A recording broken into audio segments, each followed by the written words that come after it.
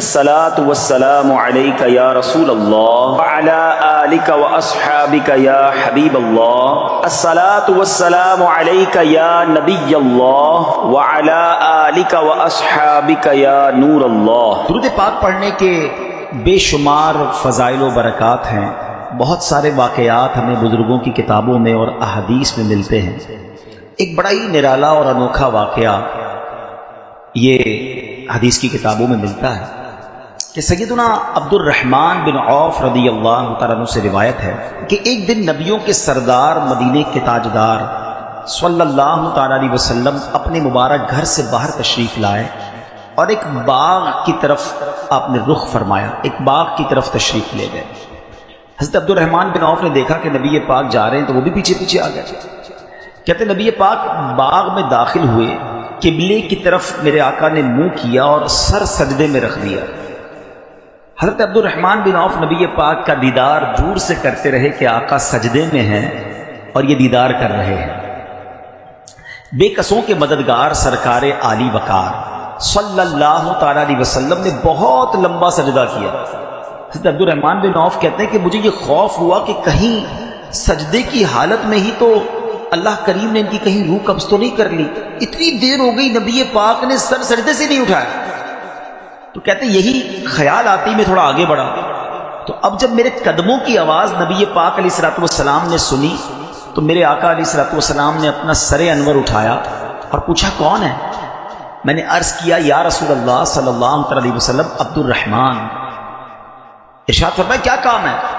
میں نے عرض کیا یا رسول اللہ صلی اللہ علیہ وسلم آپ نے اتنا طویل سجدہ کیا، اتنا لمبا سجدہ کیا کہ مجھے خوف ہو گیا کہ کہیں اللہ تبارک و تعالیٰ نے آپ کی روح قبض تو نہیں فرما لی.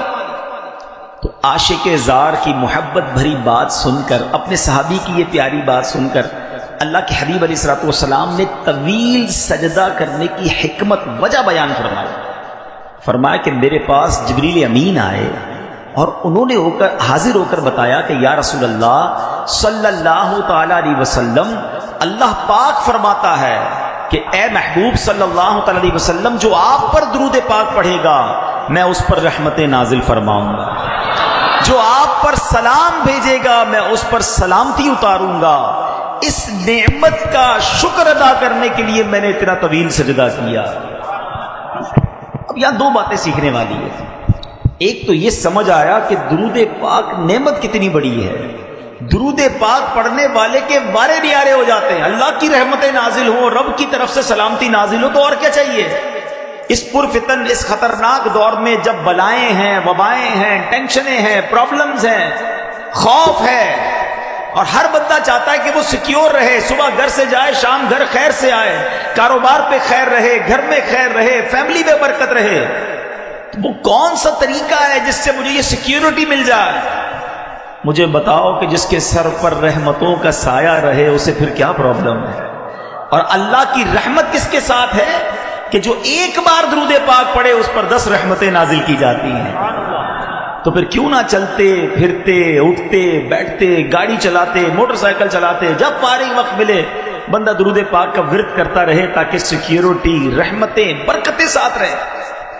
لیکن فضول باتوں کے لیے ٹائم ہمارے پاس گھنٹوں ہے. موبائل فون لے کے بیٹھیں گے پتہ نہیں کتنے گھنٹے نکل جائیں، گھڑی کا ٹائم بھی نہیں پتہ چلتا.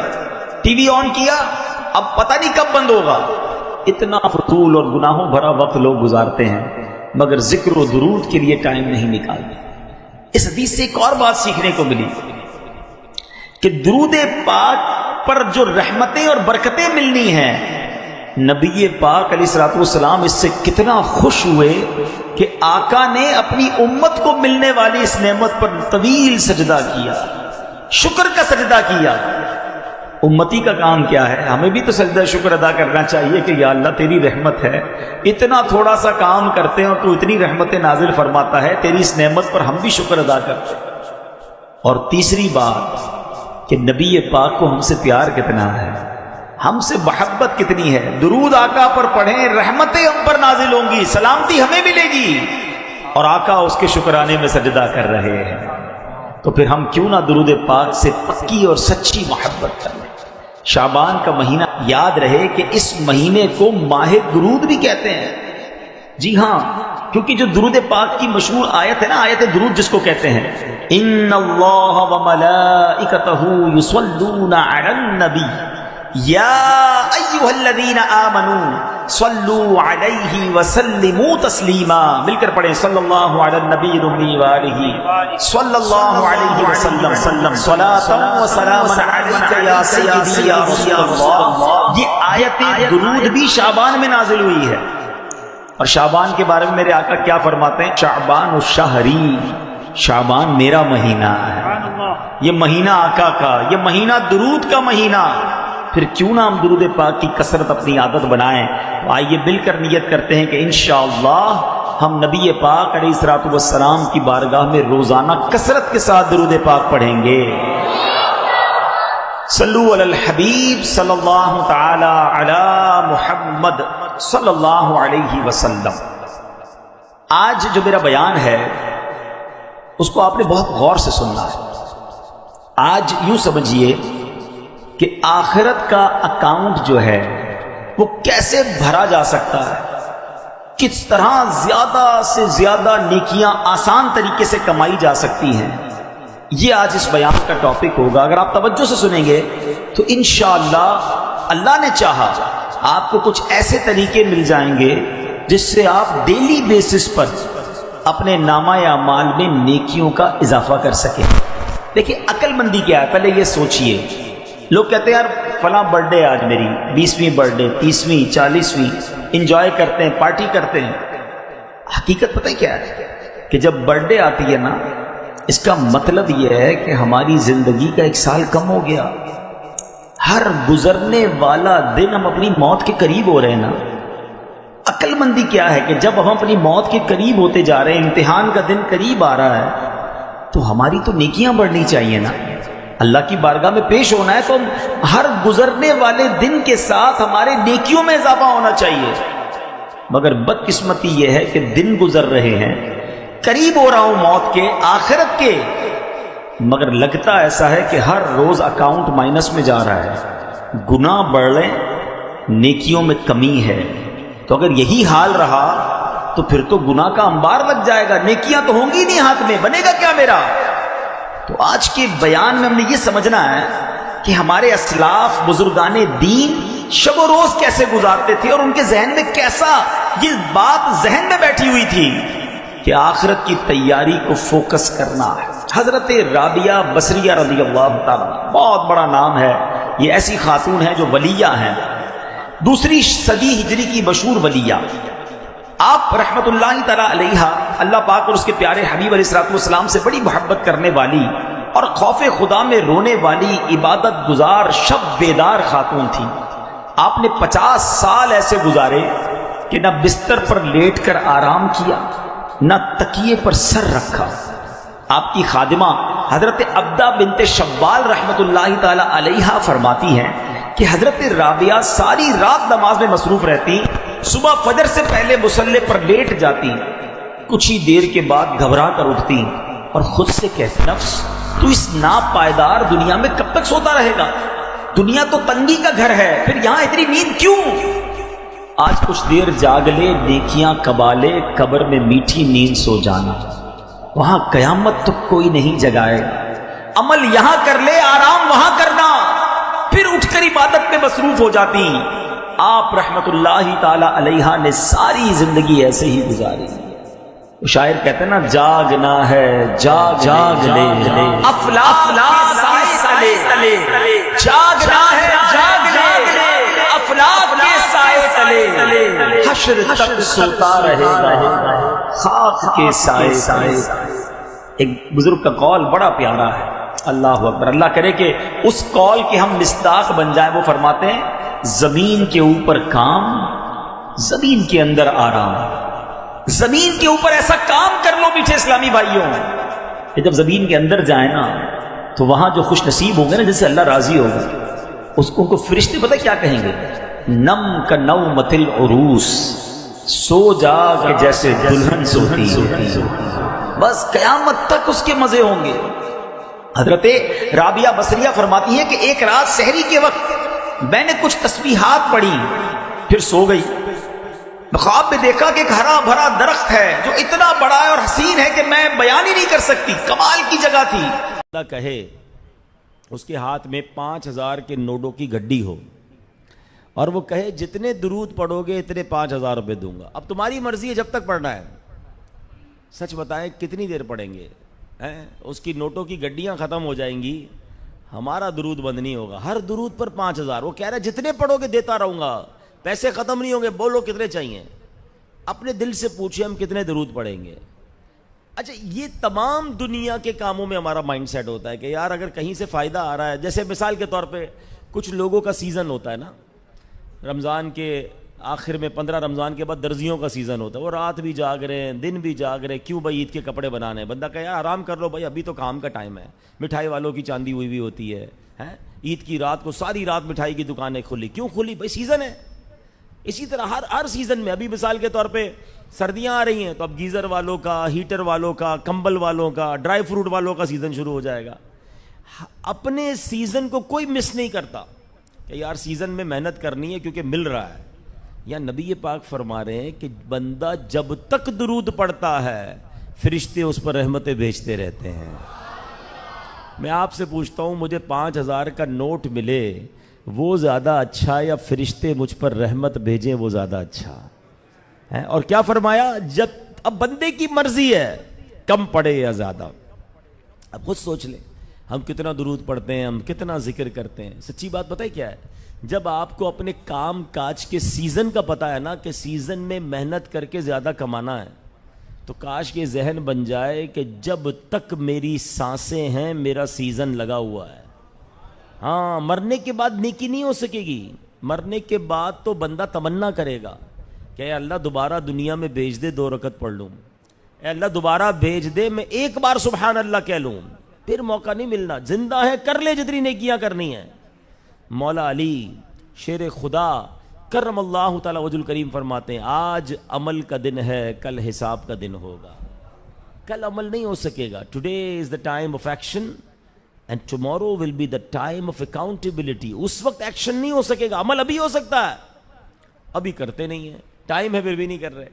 اللہ کرے یہ بات سمجھ آ جائے کہ کثرت سے درود پاک پڑھیں، کثرت سے اللہ کریم کا ذکر کریں۔ اللہ مجھے بھی توفیق نصیب فرمائے، آپ کو بھی نصیب فرمائے۔ محبت کے ساتھ با آواز بلند درود پاک پڑھ لیں۔ صلو علی الحبیب صلی اللہ تعالی علی محمد صلی اللہ علیہ وسلم۔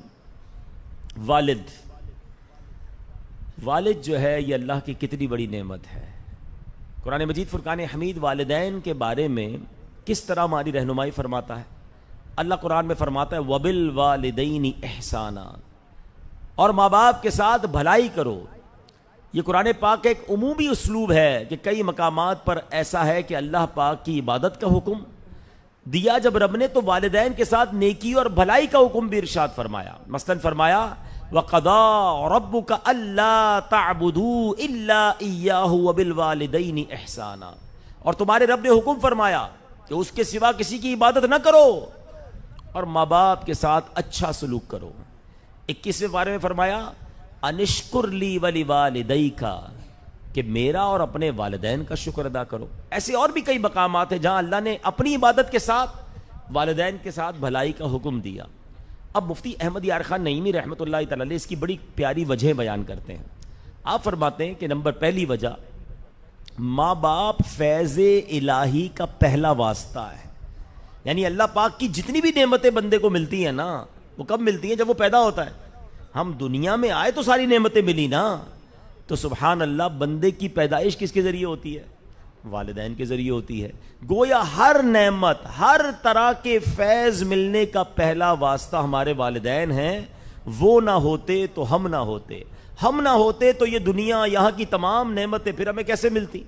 ہم ہیں، ہماری سانسیں ہیں، خوبصورت چہرہ ہے، بہترین لباس ہے، مضبوط جسم ہے، مال و دولت ہے، عزت و عظمت وغیرہ سب کچھ جو ہمیں ملا ہے، اس کا پہلا واسطہ ہمارے والدین ہے۔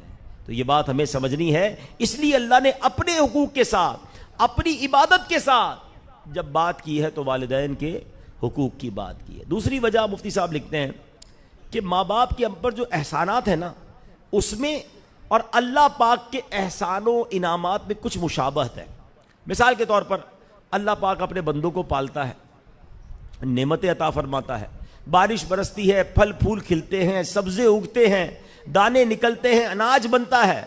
یہ سارا نظام کائنات جو رب نے ہمارے لیے بنایا، کہ اللہ کو معاذ اللہ اس میں کوئی لالچ ہے؟ اللہ کو اس میں کوئی معاذ اللہ مطلب ہے کہ ہمیں دے گا تو ہم اس کو کچھ دیں گے؟ کوئی لالچ نہیں. اللہ خود فرماتا ہے ما اريد منهم من رزق وما اريد ان يطعمون ان اللہ هو الرزاق ذو القوة المتین. ترجمہ کنز العرفان، میں ان سے کچھ رزق نہیں مانگتا اور نہ یہ چاہتا ہوں کہ وہ مجھے کھانا دے. بے شک اللہ ہی بڑا رزق دینے والا، قوت والا، قدرت والا ہے. یعنی اللہ جو دے رہا ہے اس میں رب کا کوئی لالچ نہیں ہے. ماں باپ سے جو ملتا ہے نا، اس میں ماں باپ کا بھی کوئی لالچ نہیں ہوتا. دنیا میں اگر بے لوث ہم سے کوئی پیار کرتا ہے نا تو وہ ہمارے والدین ہیں. ان کو کوئی لالچ نہیں ہوتی. صبح سے شام تک ماں نوکرانیوں کی طرح لگی ہوتی ہے. بلکہ اگر غور کریں، جب ہم پیدا ہوتے ہیں، ایک انسان گوشت کا لوتھڑا ہی ہوتا ہے نا، اتنا ولنریبل ہوتا ہے، اتنا کمزور ہوتا ہے پیدا ہونے والا بچہ کہ اس کو 2 خادم چاہیے. یاد رکھیے گا، اللہ کی شان دیکھیں. کسی کے یہاں بھی بچہ پیدا ہو جائے، اس کو 2 خادم چاہیے. کیسا؟ ایک خادم تو باقاعدہ اس کی جسمانی خدمت کرے، اس کی گندگی صاف کرے، اس کی مالش کرے، اس کو کھانا کھلائے، اس کو دودھ پلائے، اس کی خوراک کا انتظام کرے. اور دوسرا خادم کون چاہیے؟ جو اس کی مالی مدد کرے. ظاہر ان تمام چیزوں کے لیے پیسے چاہیے. اللہ اکبر. اللہ کریم نے ہم سب پیدا ہونے والے کے ساتھ ماں جیسی نعمت عطا کی، جو ہماری تکلیف پہ اٹھ جاتی ہے، ہماری گندگی صاف کرتی ہے، ہماری مالش کرتی ہے، ہمارے بال سنوارتی ہے. روئیں تو پتہ چل جاتا ہے کیا پرابلم ہے. اور والد کے دل میں ایسی محبت ڈالی کہ ایک ایک لمحے پر سب کچھ خرچ کر رہا ہے. ہمیں دودھ چاہیے، ہمیں دوائی چاہیے، کپڑے چاہیے، پیمپر چاہیے، واٹ ایور. پیسے کہاں سے آتے ہیں؟ اللہ نے باپ کے دل میں وہ محبت ڈال دی کہ وہ بچے پر اپنی جیب، اپنی پیٹ کاٹ کر اپنے بچے کو دے رہا ہوتا ہے. اور آج چونکہ ہم ایک والد کے ایصال ثواب کے لیے آئے، نارملی ماں پر تو بڑی بات ہوتی ہے، یقیناً ماں کا بڑا ادب ہے، ماں کا بڑا مقام ہے، مگر والد کا احترام کتنا ہونا چاہیے. والد کی قدر آج زمانے میں بڑی کم ہو گئی ہے. لوگ بھول جاتے ہیں کہ میری ماں نے آج تک جو مجھے دیا ہے وہ لے کر کس سے دیا ہے. میرے والد نہ دیتے تو مجھے کیسے ملتا. آج تک جو ہماری تمام خواہشیں پوری ہوئیں تو وہ دینے والا ہمارا والد ہی تھا. ٹھیک ہے والد بولتا نہیں ہے، ماں اصل میں سینے سے لگا لیتی ہے. ماں کہتی میرا بیٹا، چومتی ہے، پیار کرتی ہے، تو بچوں کو لگتا ہے ماں پیار کرتی ہے. حالانکہ دونوں کی ڈیوٹیاں ہیں. والد کا رول ہی یہی ہے کہ وہ تھوڑی سختی کرے گا، روکے گا، منع کرے گا. ماں بھی کہتی شوہر سے کہ آپ نے بچوں پہ سختی کرنی ہے. اچھا باپ سختی کر رہا ہے، بچے سمجھتے ماں ہی پیار کرتی ہے. نہیں، والد بھی دل و جان سے بچوں سے پیار کرتا ہے. بچوں کو یہ سمجھ نہیں آتی ہے. اور یاد رکھیے، والد ایک سایہ دار درخت ہوتا ہے. درخت دیکھا آپ نے؟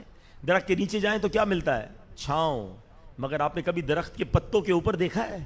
وہ ساری دھوپ اپنے اوپر لیتے ہیں، مٹی، گرد، دھوپ سب لے لیتے ہیں. نیچے بیٹھنے والے کو درخت سایہ دیتا ہے. والد یہی تو کردار ادا کرتا ہے. ساری دھوپ، ساری دھول، ساری مٹی، ساری مشکل اپنے سر لیتا ہے اور کہتا ہے میرا بچہ جو ہے وہ سکون میں رہے، وہ سایہ میں رہے. ڈبل ڈبل ڈیوٹی کرتے ہیں، قرضہ لیتے ہیں. کبھی سوچا آپ نے کہ بچپن میں ہم نے ضد کی ہوگی کسی کھلونے کی اور والد کی جیب میں پیسے نہیں ہوں گے، مگر اس نے اپنا پیٹ کاٹ کر، اپنا کھانا کم کر کے، اپنے لیے کپڑے نہیں خریدے ہوں گے، ہمیں وہ کھلونا دلایا ہوگا کہ میرا بچہ راضی ہو جائے. مگر یہی بچہ بڑا ہو کر والد کو کہتا ہے آپ نے کیا کیا میرے لیے ہیں؟ آپ نے کیا کیا میرے لیے؟ والد کو آنکھیں دکھاتے ہیں لوگ. نہیں میرے پیارے اسلامی بھائیوں، پوچھو ان سے جن کے والد چلے گئے. جن کے پاس والد ہے نا، خدا کے واسطے قدر کر لو. یہ ماں باپ کمال ہستیاں ہیں.